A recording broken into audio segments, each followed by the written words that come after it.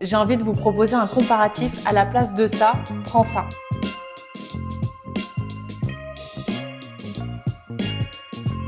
Comment faire pour connaître l'indice glycémique d'un aliment? C'est très crémeux, c'est hyper bon.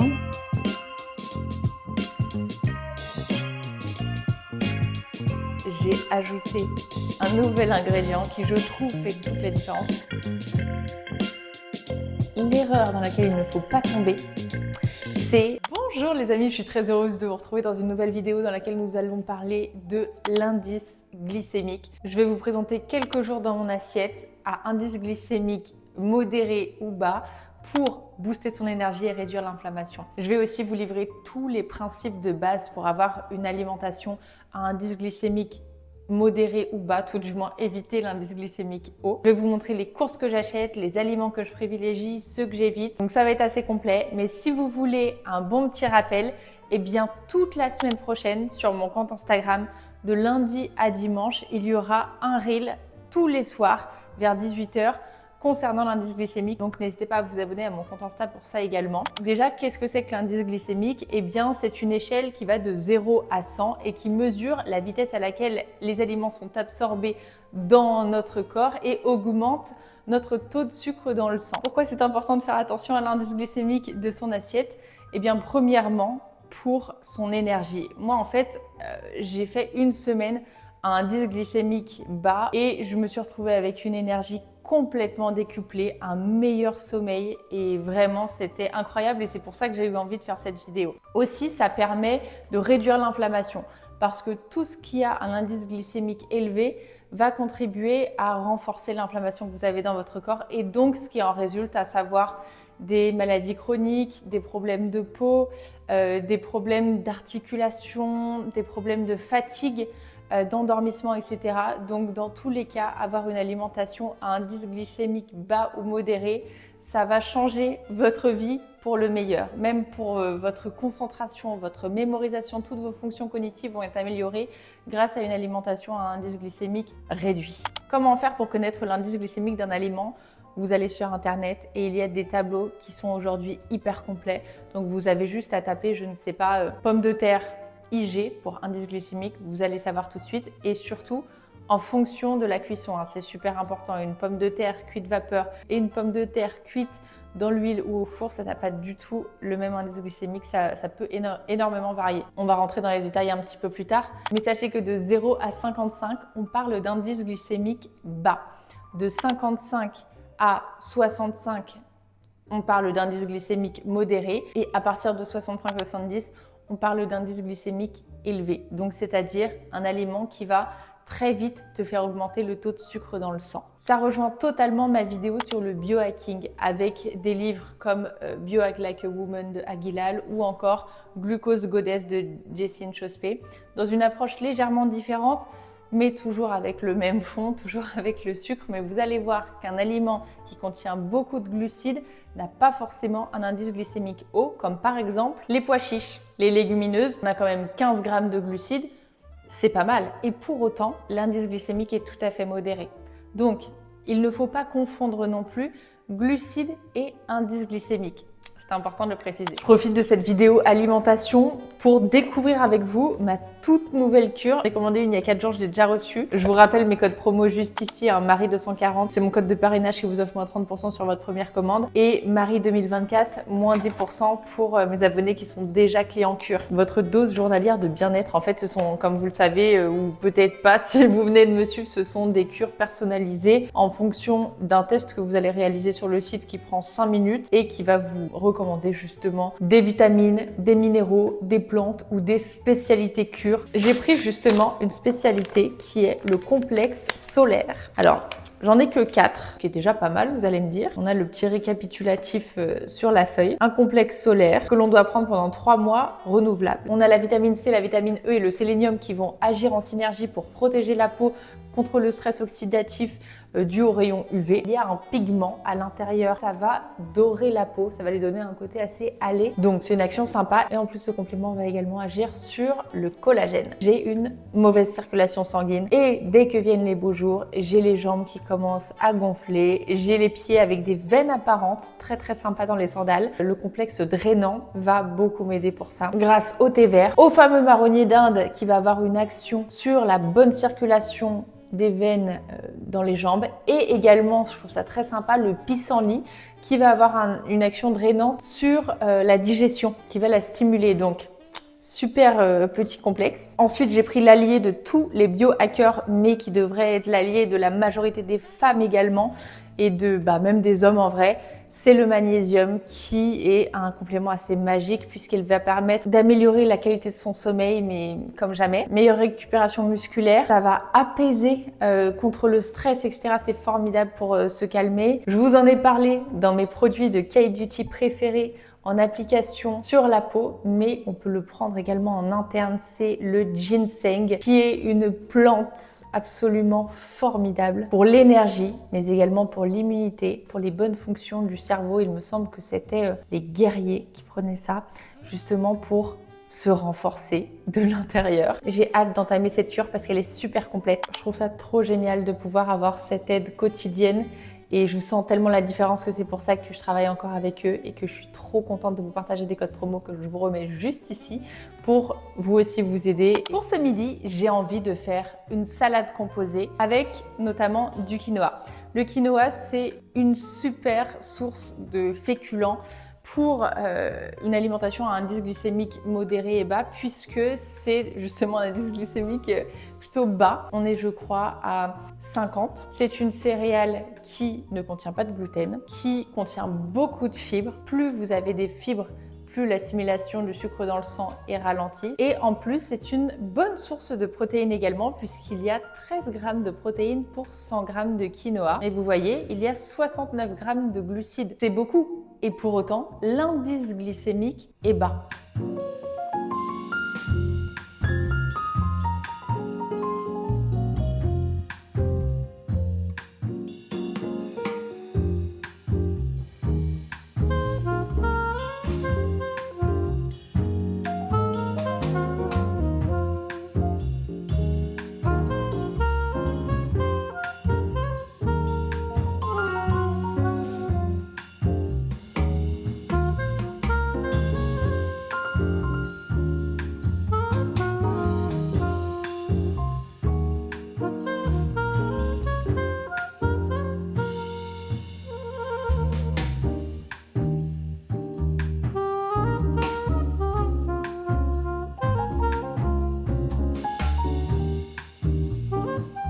Et voilà un exemple de déjeuner à indice glycémique modéré qui tient au corps, qui n'est pas du tout ennuyant avec beaucoup de saveurs différentes, beaucoup de textures différentes. Il y a du croquant, du fondant, il y a du cuit, du cru. Ça aurait été sympa avec des petits cubes de mangue aussi. C'est pas le fruit qui a l'indice glycémique le plus bas, mais il ne faut pas seulement regarder l'indice glycémique, il faut également regarder les quantités et faire preuve un petit peu de bon sens. Et ainsi, même un ingrédient avec un fort indice glycémique à petite quantité ne va pas trop changer l'indice glycémique de votre plat global. Au lieu de faire un retour de course qui ne serait pas forcément des plus pertinents, j'ai envie de vous proposer un comparatif. À la place de ça, prends ça pour avoir une alimentation à IG modéré bas. Donc, on va commencer par les féculents. Considérez que tout ce qui est à base de farine de blé, et oui, je sais, c'est très bon, mais malheureusement, c'est IG modéré, voire élevé pour la plupart. Donc, à la place des pâtes, à la place du couscous, du pain ou le pain blanc, à la place de ça, ce que je vous conseille, c'est le riz basmati. L'indice glycémique est modéré, mais vous avez évidemment le riz complet. Moi, ce que j'adore, c'est le quinoa parce qu'en plus, il contient une très bonne source de protéines, de fibres également. Et mon deuxième coup de cœur, c'est le kasha. C'est du sarrasin grillé. Je vous invite à ajouter plutôt que supprimer. Parce que cette mentalité de « ok, je vais m'interdire ça, je vais pas manger ça, je vais supprimer ça », ça peut mener à des TCA. Alors que lorsqu'on se dit « en plus de ces féculents, en plus de mon riz, je vais ajouter des légumineuses, comme par exemple des haricots rouges, on est dans une forme un peu plus d'abondance et je trouve qu'on prend encore plus plaisir à manger quand on a plus d'ingrédients, quand on a une assiette qui est plus colorée, plus complète. Donc c'est ce que je vous invite à faire, à réduire peut-être les portions de chaque aliment, mais d'en ajouter, parce que plus vous allez ajouter des aliments, plus vous allez avoir une richesse en vitamines, en minéraux et puis une satisfaction dans le repas. Donc mélangez pas n'importe quoi non plus, mais bon, riz et haricots rouges, ça fonctionne très très bien. Tout ça pour vous dire que toutes les légumineuses, même les pois chiches, même le maïs, à condition de ne pas le faire cuire, à condition de ne pas en faire du popcorn, et ben c'est super pour accompagner justement les féculents, soit le quinoa, le riz, le kasha. Ce que j'aime aussi énormément, c'est les lentilles. Alors les lentilles corail, vous pouvez les utiliser avec du lait de coco le soir, c'est hyper réconfortant. Et les lentilles vertes, je m'en sers pour faire des salades. En base de salade, on n'y pense pas toujours et c'est super. Et vous pouvez même mélanger quinoa, lentilles. C'est top. J'adore mélanger les bases de salade pour pas avoir que du quinoa, que du riz, voilà. Et oui, à la place de la farine de blé et de la farine de riz, qui ont toutes les deux un indice glycémique élevé, eh bien, je vous conseille 3 farines en particulier que vous pouvez même mélanger. Souvent, les farines sans gluten, il faut d'ailleurs les mélanger pour arriver à une consistance agréable. Donc, nous avons la farine de coco. Je vous conseille également la farine de pois chiches. Et alors, ça c'est plus dans le côté modéré. Ça c'est vraiment IG bas et ça c'est plus IG modéré, mais on est vraiment à 5 d'écart. Je crois que ça doit être 35 et 40. C'est de la farine de petite épeautre qui contient, je crois, seulement 7% de gluten. Si en plus vous faites attention à cela, c'est intéressant. Je dois vous conseiller les oléagineux parce que à la place des croûtons dans les salades ou sur la soupe, c'est génial. Que ce soit pistache, mélange de graines comme ça que j'adore mettre au-dessus de mes veloutés, des noix de cajou et ça apporte le croquant. Et c'est excellent pour l'équilibre hormonal d'avoir suffisamment de bons lipides. Je ne vous parle pas des graisses mauvaises pour notre corps qui vont boucher nos artères, etc. Je vous parle des bons lipides. L'avocat, le saumon, les noix, pour la qualité de votre peau, de vos cheveux et pour l'équilibre hormonal, n'ayez pas peur de ces graisses-là, c'est très important. N'hésitez pas à avoir des bons assaisonnements aussi parce que des lentilles vertes nature, c'est quand même pas génial. C'est pourquoi je vous conseille d'utiliser des épices, du citron, le lait de coco. L'erreur dans laquelle il ne faut pas tomber, c'est de vouloir consommer des fruits secs en se disant que c'est bon pour la santé, que ça va nous redonner de l'énergie, etc. Ce sont à la fois des bombes de sucre, des bombes caloriques et des bombes à IG hyper élevées. Que ce soit les figues, les raisins golden, comme l'exception fait la règle, il y a toujours des exceptions justement, notamment les baies de goji qui ont un indice glycémique de 35 et qui sont des cadeaux de la nature. Ce sont des petites baies miraculeuses. C'est d'ailleurs leur deuxième dénomination. À mettre par-dessus votre porridge, votre pudding ou autre. Voilà, ce sont ces petites baies rouges. Que ce soit pour la santé de la peau, pour l'immunité, pour tout, l'énergie. Trop bien. C'est délicatement sucré et acidulé à la fois. Chose très importante, vous pouvez considérer que tous les fruits et légumes ont un indice modéré ou bas et que vous ne devez pas vous en soucier si vous ne les transformez pas. Dans le sens où si tu ne transformes pas ton orange ou ta pomme en jus, tu gardes les fibres qui permettent de ralentir l'assimilation du sucre dans le sang. La nature est bien faite. Avec les fibres, tu vas pouvoir manger une pomme, 2 pommes, 3 pommes, c'est déjà beaucoup. Donc, la quantité va faire en sorte que ton pic d'insuline ne va pas être énorme. Et donc, c'est pourquoi l'indice glycémique des fruits et des légumes, tu ne dois pas t'en soucier. Mange ta banane, sans problème. Vraiment, les gens font une obsession avec la banane comme étant un fruit trop calorique ou trop glycémique. Non, t'inquiète, mange ta banane. Tant que tu n'en manges pas 15, tu peux en manger une, mais pas 15. Non, je rigole. Bref, tout ça pour dire qu'il faut arrêter de se prendre la tête avec les produits qui viennent directement de la nature. Que tu te poses 2 fois la question par rapport à tes cookies que tu as achetés au supermarché, je dis pas. Mais là, voilà, ne te soucie pas trop de tes fruits et de tes légumes, il n'y a pas de problème.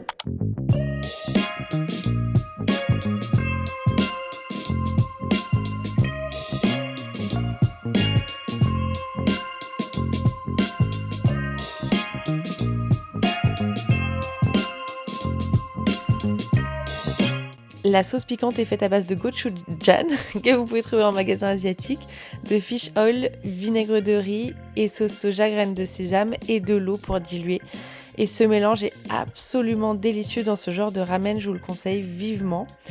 Et puis vous pouvez ajuster la dose de gochujang en fonction de votre résistance au piment, on va dire. Et puis j'ai servi ça avec des petites nouilles de riz, du citron vert et bien sûr de la coriandre. Voilà, pour ce soir, j'ai fait une sorte de hot pot ou ramen, je ne sais pas trop comment on pourrait appeler ça. Il y a quelques nouilles de riz dont l'indice glycémique est inférieur aux nouilles de blé, avec des légumes, du tofu et surtout ce petit bouillon bien épicé.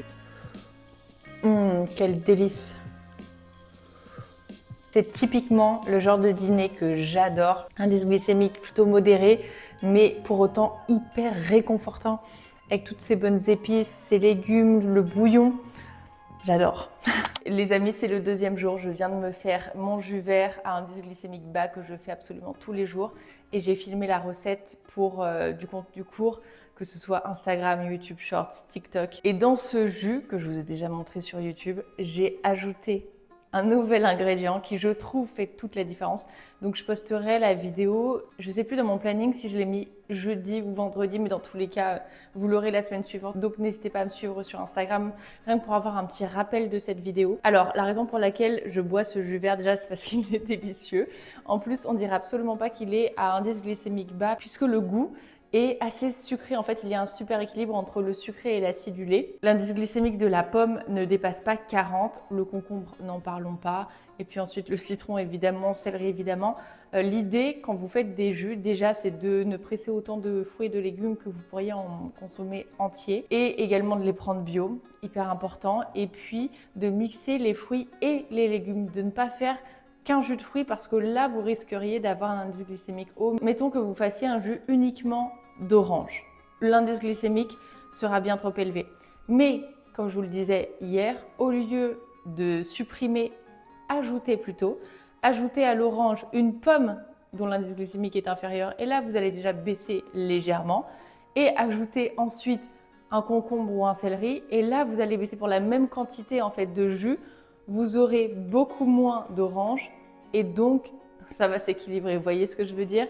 Ayez toujours cette mentalité d'abondance dans les fruits et dans les légumes que vous consommez plutôt que d'en choisir qu'un seul parce que ça va permettre d'équilibrer les choses. Tout en restant dans la limite du raisonnable, vous voyez, je ne me suis pas fait un jus énorme dans mes grands verres. Non, je reste quand même à faire un petit jus qui me permet d'avoir un bon shot de vitamines sans abuser tout simplement. Et c'est excellent pour la peau, qu'elle soit bien glowy si vous avez de l'acné, si vous avez des problèmes d'eczéma, si vous avez toutes sortes de problèmes de peau, ça va vous aider. Parce que contrairement au smoothie, on va isoler les minéraux, les vitamines et on va avoir une assimilation plus rapide. Vous allez avoir une super digestion avec ce jus. Bon, il y a des bienfaits différents en fait. Si vous voulez vous faire fraises, framboises, oranges, préférez un smoothie, préférez garder les fibres. Vous voyez, si vous avez des ingrédients plus sucrés, il vaut mieux garder les fibres et à ce compte-là faire un smoothie. Voilà ce que je voulais vous dire ce matin. Je vais en faire un pour William évidemment. C'est hyper frais, c'est franchement trop bon. Là, l'équilibre que j'ai trouvé, j'en suis trop contente. C'est pour ça que je voulais vraiment partager ça avec vous. Pour ce midi, je vais vous montrer une petite folie. C'est incroyablement bon, vous pouvez faire plein de déclinaisons. Là, je suis en train de faire cuire du kasha. Donc, comme je vous l'avais montré, c'est le sarrasin grillé. Ça cuit pendant une petite dizaine de minutes. Il faut rajouter de l'eau un petit peu à chaque fois. Ça a une odeur et un goût un peu noiseté. C'est hyper raffiné, j'adore. Et alors avec ça, c'est ça dont je voulais vous parler. On va faire une petite crème de courgettes. On va sublimer la courgette en deux préparations. Des petits dés de courgettes que l'on va mettre dans le kasha et que l'on va faire revenir dans de l'huile d'olive. Et on va faire une crème de courgettes avec le cœur de la courgette qui contient les pépins qui sont pas géniaux à consommer comme ça en petits cubes. Et donc cette petite crème, on va la faire avec un peu de lait de coco, un peu de paprika fumé, curry, fleur de sel et vous pouvez la décliner dans beaucoup de préparations. Que ce soit pour vos pâtes, la dernière fois j'ai fait des petites tagliatelles de courgettes avec la crème de courgettes, c'était incroyablement bon. Je vous montre comment faire ça tout de suite et je compte sur vous pour m'écrire un petit commentaire quand vous l'aurez testé pour m'en donner des nouvelles. Vous pouvez le faire encore une fois avec le féculent de votre choix, même avec un petit riz, ça fonctionne très très bien, des pâtes, des nouilles, peu importe. Petite crème de courgettes, c'est assez incroyable, surtout quand on la marie avec les petits cubes de courgettes pour avoir des textures différentes, quoi.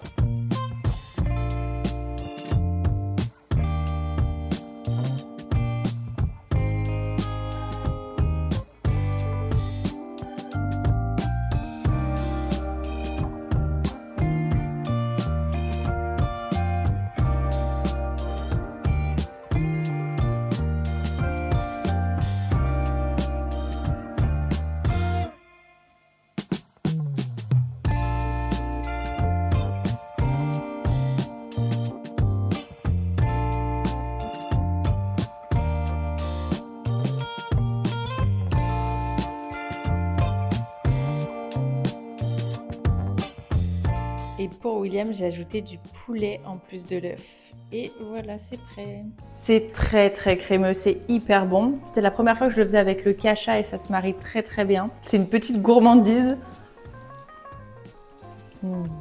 Puis bien sûr, la feta se marie extrêmement bien avec les courgettes et avec les pignons de pain. C'est un déjeuner à Igeba, vraiment très sympa.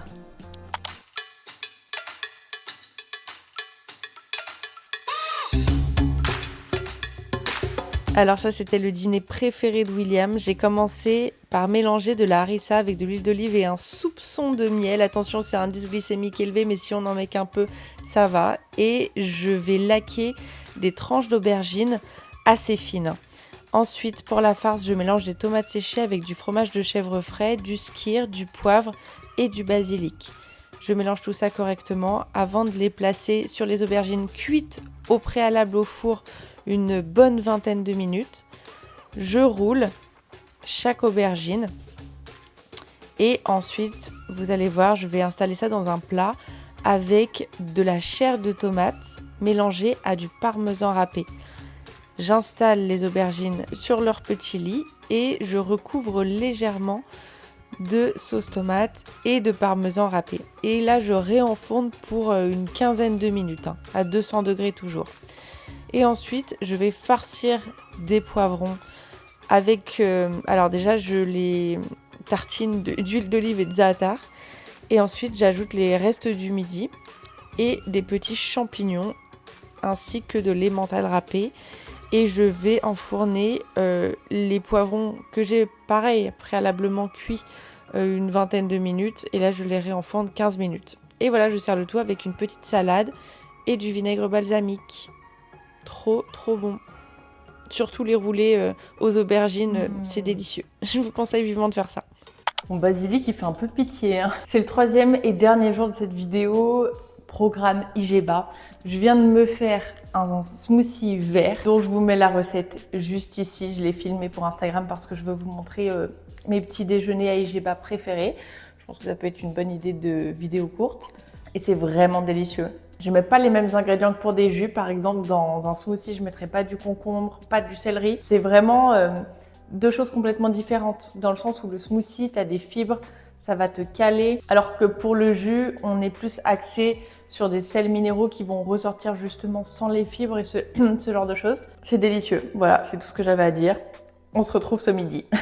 Les amis, il est 16h. J'ai eu un contretemps qui a fait que je n'ai pas pu déjeuner chez moi alors que j'avais préparé. J'ai des super idées encore, mais ce n'est que partie remise. Je vous invite à me suivre sur Instagram où je vais encore partager beaucoup de contenu toute cette semaine. Du lundi au dimanche, vous aurez une vidéo par jour relative à l'indice glycémique et je vais essayer d'appuyer mes dires en story. Et c'est là que vous aurez aussi plus d'idées de repas, notamment cette petite salade de lentilles feta que j'avais trop envie de vous montrer. Une idée de wrap aussi, en faisant soi-même le wrap avec seulement 2 ingrédients. J'ai plein de choses à vous montrer encore, mais malheureusement je n'ai plus le temps puisque je dois prendre le train pour aller à Paris pour le travail et également pour le perso et notamment pour l'anniversaire de la maman de William. Si tu passes par là, Anne-Marie, je te fais un petit coucou, qui est née le 7 juin.